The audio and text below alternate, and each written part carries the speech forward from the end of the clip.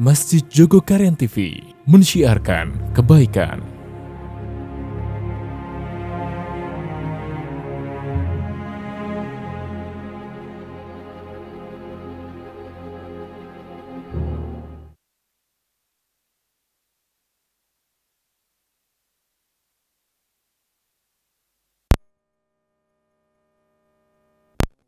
من شرور أنفسنا ومن سيئات أعمالنا من يهده الله فلا مضل له ومن يضلله فلا هادي له وأشهد أن لا إله إلا الله وحده لا شريك له وأشهد أن محمدا عبده ورسوله الذي لا نبي ولا رسول بعده اللهم صل على محمد وعلى آله وأصحابه ومن والاه أعوذ بالله من الشيطان الرجيم يا أيها الذين آمنوا اتقوا الله حق تقاته ولا تموتن إلا وأنتم مسلمون. Para pemirsa sekalian yang dirahmati Allah Subhanahu wa taala, segala puji bagi Allah Subhanahu wa taala yang melimpahkan untuk kita seluruh nikmat apapun karunia Allah taala di dunia ini, entah rezeki berwujud kesehatan, kemakmuran, harta, anak keturunan, terutama sekali karunia Allah Subhanahu wa taala berupa keimanan kita kepada Allah Subhanahu wa taala. Keimanan yang menyebabkan seorang mukmin tidak akan putus asa dalam menghadapi segala masalah. Karena orang-orang yang beriman kepada Allah Subhanahu wa taala memiliki sandaran yang sangat kuat, yaitu Allah Subhanahu wa taala yang menguasai alam semesta.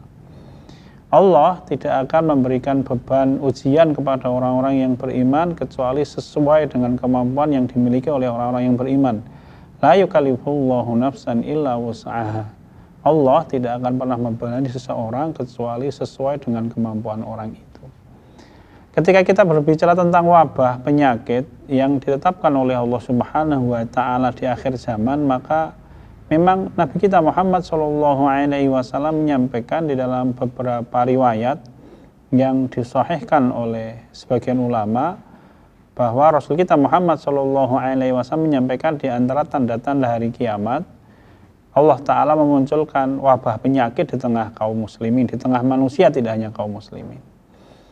Sebelum kita bicarakan lebih lanjut, ada beberapa perkara yang perlu kita ingatkan ketika kita membicarakan tentang tanda-tanda akhir zaman. Yang pertama, bahwa kemampuan kita kaum muslimin hanya mengira-ira, memprediksi, sedangkan kepastiannya hanyalah di tangan Allah Ta'ala, dan kita dapatkan itu setelah peristiwanya muncul, terutama tanda yang paling kelihatan setelah Dajjal muncul di dunia ini. Baru kita tahu berbagai macam peristiwa yang datang sebelumnya, itu bisa kita pastikan bahwa itu adalah tanda kiamat, sebagaimana yang disebutkan oleh Nabi kita Muhammad SAW di dalam hadis sahih atau hadis hasan. Sebelum tanda kiamat besar pertama ini kita dapatkan, maka kemampuan kita sebagai seorang muslim hanyalah memprediksi, kira-kira. Ini salah satu akhlak kita di dalam membicarakan tanda-tanda akhir zaman. Yang kedua, ketika kita membicarakan tanda-tanda akhir zaman, jangan pernah menetapkan waktu, menetapkan tanggal, kecuali memang itu ditetapkan oleh Nabi kita Muhammad SAW. Karena kita sedang berbicara tentang perkara yang gaib. Kalau Allah menetapkan itu, Nabi kita Muhammad SAW menetapkan itu, baru kita terima. Tetapi kalau misalkan tidak, jangan pernah kita kaum muslimin mencoba untuk menetapkan itu, memastikan tanggalnya tahun sekian, bulannya bulan ini, harinya hari ini, kecuali memang ada berita yang benar dari Allah Ta'ala atau Rasul kita Muhammad SAW. Kemudian yang ketiga, ketika kita membicarakan tanda-tanda akhir zaman, perkara yang harus kita ketahui para pemirsa sekalian, bahwa akhir zaman itu masa kemuliaan Islam, masa di mana Allah Ta'ala mengangkat derajat kaum muslimin tinggi. Allah Ta'ala menyampaikan, a'udzubillahi minasyaitonirrajim, wa laqad katabna fiz zaburi min ba'di dzikri annal arda yarithuha ibadiyas shalihun. Wa laqad katabna fiz zabur, dan sungguh kami Allah Subhanahu wa taala telah menuliskan di dalam kitab Zabur, min ba'di dzikri, setelah sebelumnya kami tetapkan di dalam az-dzikr, yaitu Lauhul Mahfuz, annal arda yarithuha ibadiyas shalihun, bahwa bumi ini nanti akhirnya akan diwarisi oleh orang-orang yang bertakwa kepada Allah Subhanahu wa taala. Di dalam ayat yang lain Allah Ta'ala menyampaikan, a'udzubillahi minasyaitonirrajim, wa'adallahu alladhina amanu minkum wa 'amilus solihati la yastakhlifannahum fil ard kama istakhlafal ladzina min qablihim wa la yumakkinanna lahum dinahum alladzi irtadha lahum wa la yubaddilannahum min ba'di khaufihim amna. Allah menyampaikan, Allah menjanjikan, dan janji Allah tidak akan pernah meleset. Bagi orang-orang yang beriman di antara kalian dan beramal soleh, Allah akan mengistikhlafkan, akan menguasakan kembali bumi ini sebagaimana Allah Ta'ala menguasakan dahulu kekhilafan kaum muslimin. Allah akan mengganti rasa takutnya kaum muslimin dengan ketentraman. Allah akan mengganti kesusahan kaum muslimin dengan kebahagiaan dan kemakmuran, sehingga kaum muslimin bisa beribadah kepada Allah tanpa rasa takut. Ya'budunani wa la yakhuf. Dan mereka beribadah kepadaku saja, kata Allah Subhanahu wa Ta'ala. Maka maknanya bahwa kita kaum muslimin ketika membicarakan tentang tanda-tanda akhir zaman, kita punya harapan besar. Jadi akhir zaman itu bukan masa keputusasaan kaum muslimin, tapi masa-masa di mana Allah akan mendatangkan kebahagiaan hakiki di dunia ini sebelum kebahagiaan di akhirat, di mana bumi ini nanti akan Allah makmurkan, Allah akan muliakan dengan apa? Dengan agama Allah Subhanahu wa Ta'ala, sehingga nyata keadilan akan wujud nyata, kemakmuran akan wujud nyata, tidak ada makhluk yang terzolimi di muka bumi ini satupun nanti. Sehingga ketika kita membicarakan tanda-tanda akhir zaman, maka kita selalu berharap kepada Allah Subhanahu wa Ta'ala, kita orang-orang yang diberikan oleh Allah Ta'ala kesabaran. Nah, kemudian yang keempat, memang ketika kita membicarakan tanda-tanda akhir zaman, maka memang masa-masa akhir zaman sebelum kemuliaan Islam, Allah akan mendatangkan ujian-ujian bagi kaum muslimin. Memang ujian itu berfungsi untuk apa? Untuk memperbaiki kualitas kaum muslimin. Sebagaimana kalau kita kepingin mengetahui kualitas seorang murid, maka diadakanlah ujian setiap semester atau setiap tahun. Untuk apa? Untuk mengetahui kualitas. Demikian pula kaum muslimin diangkat kualitasnya oleh Allah Subhanahu wa Ta'ala dengan apa? Dengan ujian. Semakin dicintai oleh Allah, maka akan semakin banyak ujian yang dihadapkan oleh Allah Ta'ala kepada kaum muslimin. Nabi kita Muhammad SAW menyampaikan, kama qala idza habballahu al-mar'a ibtalahu. Allah Ta'ala ketika mencintai sekelompok orang, mencintai seseorang, ibtalahu, Allah akan berikan kepada orang itu ujian. Di dalam hadis yang lain, Rasul kita Muhammad SAW menyampaikan, kama qala may yuridillahu bi khairan yusib minhu. Siapapun orang yang mana Allah Ta'ala berkehendak memberikan kebaikan kepada orang itu, yusib minhu, maka Allah akan mendatangkan musibah dari sisi Allah untuk orang itu. Agar apa? Agar dia semakin baik, kualitasnya semakin istimewa di hadapan Allah Subhanahu wa Ta'ala. Sehingga ketika kita membicarakan tentang wabah penyakit di akhir zaman, sama kita memahaminya bahwa ini adalah bagian dari ujian Allah Subhanahu wa Ta'ala kepada orang-orang yang beriman, untuk mengangkat derajat mereka bagi orang-orang yang bersungguh-sungguh mentaati Allah Subhanahu wa Ta'ala. Nabi kita Muhammad SAW di dalam satu riwayat sahih yang disampaikan oleh Imam Bukhari menyampaikan, kama qala at-ta'unu adzabun yab'atsuhu Allah 'ala man yasha'u min 'ibadihi wa ja'alahu rahmatan lil mu'minin. Nabi kita Muhammad SAW menyampaikan, at-ta'un, wabah ta'un itu kana adzabun yab'atsuhullahu 'ala man yasha'u min ibadihi. Dia adalah bisa jadi hukuman yang Allah timpakan kepada orang-orang yang dikehendaki oleh Allah Subhanahu wa Ta'ala. Tetapi wa ja'alahu rahmatan lil mu'minin. Tetapi dia bisa menjadi pintu rahmat bagi orang-orang mukmin. Kenapa? Dengan itu Allah Ta'ala akan menghapus kesalahan-kesalahannya. Di dalam hadis sahih yang lain diriwayatkan oleh Imam Muslim, Rasul kita Muhammad SAW bersabda, at-ta'unu syahadatun likulli muslimin. Tidak main-main. Wabah ta'un itu menjadi pintu mati syahid bagi orang-orang yang beriman, bagi setiap kaum muslimin yang merasakan penyakit itu, kemudian dia bersabar mengharapkan pahala dari Allah Subhanahu wa Ta'ala. Di dalam riwayat yang lain, riwayat ini disampaikan oleh Imam An-Nasai dan Imam Ahmad, hadis ini hadis hasan. Nabi kita Muhammad SAW mengisahkan bahwa di hari kiamat kelak terjadi perdebatan antara kaum muslimin yang mati syahid di dalam peperangan dengan kaum muslimin yang meninggal di atas tempat tidur tentang orang-orang yang terkena wabah taun. Maka kemudian para kaum muslimin yang mendapatkan anugerah mati syahid dimuliakan kedudukannya oleh Allah Ta'ala, mereka menyampaikan, wahai Allah, sesungguhnya saudara-saudara kami yang terkena taun itu sama dengan kami, mereka mati syahid seperti kami.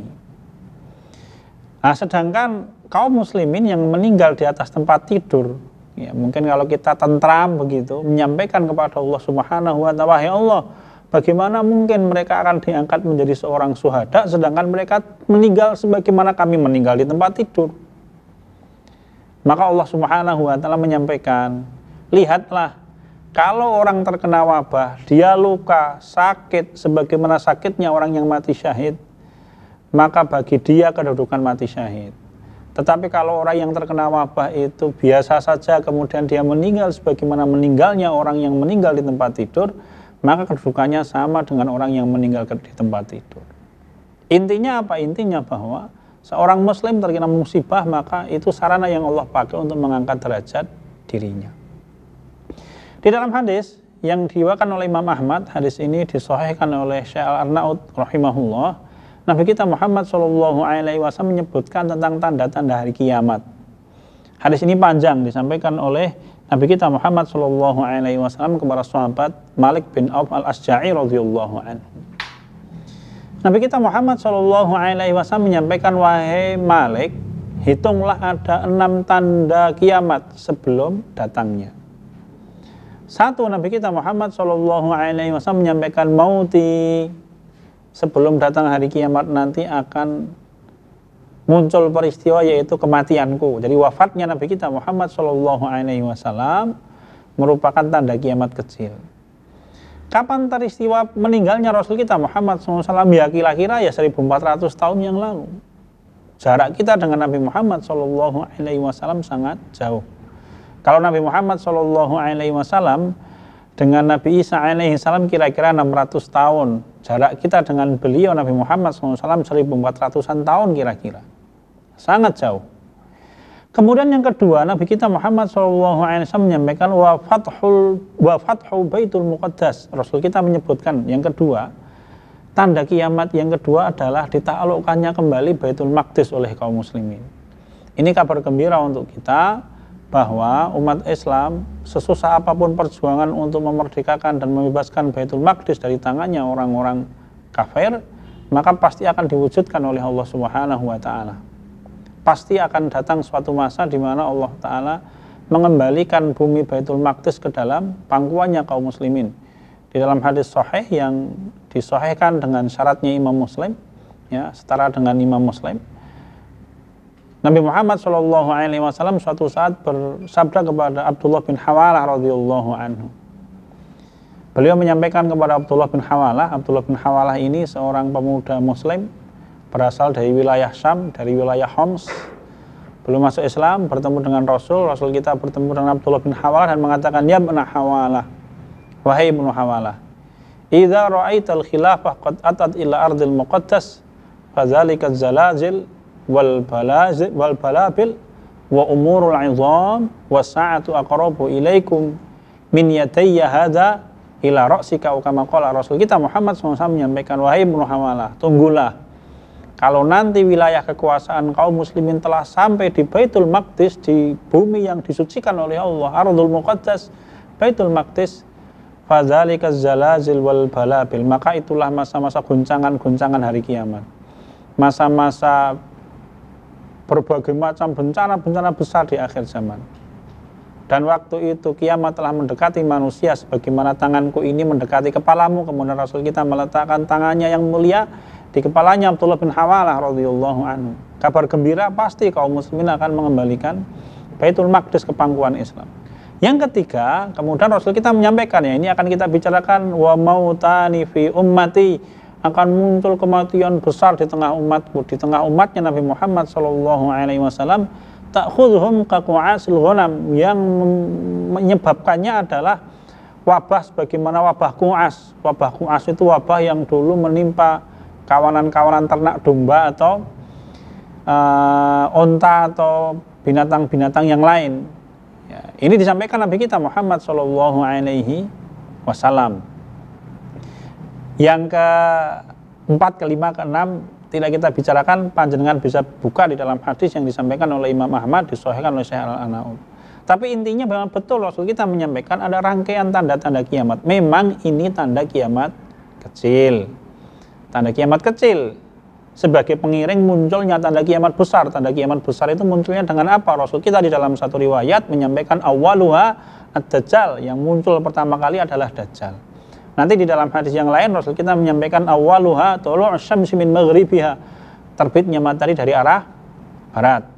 Nah, perkara-perkara yang mengiringinya adalah apa yang disebutkan oleh Nabi kita Muhammad Shallallahu Alaihi Wasallam. Nanti kemudian Rasul menyampaikan ada perjanjian damai antara kaum muslimin dengan orang-orang Eropa. Nanti Rasul kita Muhammad Shallallahu Alaihi Wasallam menyampaikan bahwa nanti kaum muslimin akan merasakan masa-masa di mana harta melimpah dan lain-lain. Ini hadis yang disampaikan Nabi kita Muhammad Shallallahu Alaihi Wasallam. Apakah kemudian wabah penyakit yang dimaksud oleh Rasul kita Muhammad Shallallahu Alaihi Wasallam di dalam hadis ini adalah wabah yang hari ini menimpa umat manusia? Allahu a'lam. Kita tidak bisa memastikan, kemampuan kita hanya memprediksi. Bisa iya, bisa tidak. Kita akan bisa memastikan kapan, ketika nanti Dajjal datang. Kita melihat Dajjal dan kita masih ingat peristiwa wabah ini, maka bisa kita katakan, oh betul, wabah itulah yang disebut oleh Nabi kita Muhammad Shallallahu Alaihi Wasallam. Tetapi sebelum titiknya Dajjal datang atau terbitnya matahari dari arah barat, belum bisa kita pastikan. Hanya memang kita ada di akhir zaman. Masalah kiamatnya datang hanya Allah Subhanahu Wa Taala yang tahu. Kapan datangnya titiknya hari kiamat hanya Allah Taala yang tahu. Bahkan Rasul kita Muhammad SAW ketika ditanya oleh malaikat Jibril, ya, di dalam hadis sahih yang sangat terkenal tentang pertanyaan malaikat Jibril, apa itu iman, apa itu ihsan, apa itu iman, apa itu Islam. Kemudian Rasul kita ditanya, mata sa'ah, kapan terjadinya hari kiamat? Maka Rasul kita Muhammad SAW menyampaikan yang ditanya tidak lebih tahu daripada yang menanyakan. Hanya Allah Ta'ala dengan kasih sayangnya kepada kita, apa yang Allah sampaikan. Allah memberitahukan tanda-tandanya. Allah memberitahukan tanda-tandanya itu agar apa? Agar umat Islam bersiap-siap. Karena titik intinya di situ. Persiapan dari sisi apa? Persiapan dari semua hal, terutama adalah keimanan kita dan kepatuhan kita kepada Allah Ta'ala. Ada seorang Arab Badui di dalam hadis sahih bertanya kepada Rasul kita Muhammad Shallallahu Alaihi Wasallam, ya Muhammad, mata sa'ah. Wahai Muhammad, kapan terjadinya hari kiamat? Rasul kita Muhammad SAW menjawab dengan pertanyaan, wahai haka, inna sa'ata la'atiyatun maza'atatala. Nabi Muhammad SAW menyampaikan, sungguh kiamat itu pasti terjadi. Yang penting apa yang kau persiapkan untuk hari kiamat. Yang pasti kita dekat dengan kiamat. Tapi dekatnya itu 10 tahun, 20 tahun, 30, 40 tahun hanya Allah Subhanahu Wa Ta'ala yang tahu. Coba bayangkan di dalam satu hadis sahih Rasul kita Muhammad SAW menyampaikan, bu'ithu ana baina yaday sa'atika hataini. Nabi Muhammad menyampaikan, aku Nabi Muhammad diutus oleh Allah Subhanahu Wa Ta'ala sebelum kedatangan hari kiamat itu seperti jari ini. Maka Nabi Muhammad kemudian merekatkan antara jari telunjuk dengan jari tengah. Ini peribaratan yang diciptakan Nabi Muhammad SAW 1400 tahun yang lalu. Jadi diutusnya Nabi Muhammad dengan jarak kedatangan hari kiamat itu ibaratnya Nabi Muhammad seperti perbedaan antara panjangnya jari tengah dengan jari telunjuk. Ini 1400 tahun yang lalu. Bagaimana dengan hari ini? Maka pasti harusnya isyaratnya lebih dekat daripada perbedaan jari tengah dengan jari telunjuk. Allahu a'lam, Allah yang lebih tahu. Tugas kita, mari kita banyak takarub kepada Allah Subhanahu Wa Ta'ala. Di dalam hadis sahih yang lain, hadis ini disahihkan oleh Syekh Nasruddin Albani. Rasul kita Muhammad Shallallahu Alaihi Wasallam menyampaikan kepada kaum muhajirin. Hadis ini hadis sahih diriwayatkan oleh Imam Al-Baihaqi. Suatu saat ada 10 orang muhajirin termasuk di dalamnya sahabat Abdullah bin Umar bin Khattab radhiyallahu anhu sowan. Datang Nabi Muhammad Shallallahu Alaihi Wasallam. Ketika melihat sahabat-sahabat muhajir yang jumlahnya 10 orang ini, maka Rasul kita Muhammad Shallallahu Alaihi Wasallam menyampaikan, ya ma'syarul muhajirin, wahai orang-orang muhajir, khamsu khisalin, ada 5 perkara yang buruk. Wa a'udzu billahi an tudrikuhunna, dan aku memohon perlindungan kepada Allah Subhanahu wa taala semoga kalian tidak pernah menemukan 5 perkara yang buruk. Dan betul, para sahabat muhajirin semuanya tidak pernah melihat 5 perkara yang buruk ini. Dan 5 perkara yang buruk ini kita dapatkan di mana? Di kehidupan kita hari ini. Nabi Muhammad SAW menyampaikan yang pertama, ma dhaharatil fahishatu fi qaumin qattun hatta u'linu biha illa butulu bitta'in wal auja'i allati lam takun fi aslafihim allatina qad madzaw. Pertama ini yang langsung titik sampai ke dalam pembicaraan yang kita bicarakan kali ini. Yang pertama, langsung Nabi Muhammad menyampaikan, tidaklah ada suatu zaman di mana orang melakukan perzinahan terang-terangan sampai diiklankan. Bahasanya Nabi Muhammad SAW di dalam hadis ini, sekali lagi hadis ini disahihkan oleh Syekh Nasruddin Al-Albani, Rasul kita menggunakan bahasa sampai diiklankan. Masa itu orang berzina sampai diiklankan? Illa betulu bitawa'in wal auja illati lam takun fi aslafi mullatina qad madzaw.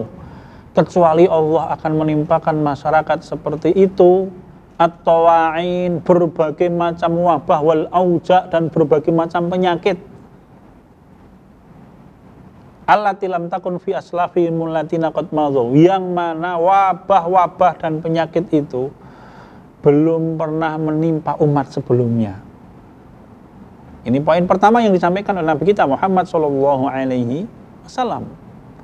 Dan poin pertama ini langsung memberitahukan kepada kita, rupanya apapun wabah itu, dengan latar belakang teori konspirasi sekarang sedang ramai dibahas di media sosial tentang konspirasi wabah hari ini, itu kalau kita pikirkan membuat kita pusing. Yang penting tugas kita memahami bahwa wabah dan kerusakan itu sebabnya adalah maksiatnya manusia kepada Allah Subhanahu wa taala. Allah Ta'ala menyampaikan, a'udzubillahi minasyaitonir rajim, dhaharal fasadu fil barri wal bahr bima kasabat aydin nas liyudhiqahum ba'dalladzi 'amilu la'allahum yarji'un. Nabi kita Muhammad SAW menyampaikan, telah nampak nyata kerusakan di atas, Allah Subhanahu wa taala berfirman, telah nampak nyata kerusakan di atas lautan dan di atas daratan. Kenapa? Bima kasabat aydin nas, yang itu semuanya merupakan akibat dari perbuatan dosa tangannya manusia. Liyudhiqahum ba'dalladzi 'amilu, agar orang-orang itu merasakan dampak buruk dari maksiat mereka kepada Allah, la'allahum yarji'un, agar mereka kembali kepada Allah Subhanahu wa taala. Jadi begitu banyak masalah bergulung-gulung dihadapkan oleh Allah kepada kaum muslimin, itu tujuannya untuk apa? Untuk membuat kaum muslimin sadar kembali akan hakikat dirinya, kemudian berbondong-bondong kembali kepada ajaran Allah Subhanahu wa taala. Bayangkan yang disampaikan Rasul kita Muhammad SAW di dalam hadis sahih riwayat Imam Al-Baihaqi ini nyata, real, dan bisa kita temukan. Bahasa Rasul, tidaklah suatu masa, suatu masyarakat melakukan perzinahan terang-terangan. Bayangkan kalau hari ini orang berzina direkam, kemudian rekamnya disebar di media sosial. Hatta u'linu biha, sampai diiklankan, kata Nabi kita Muhammad SAW.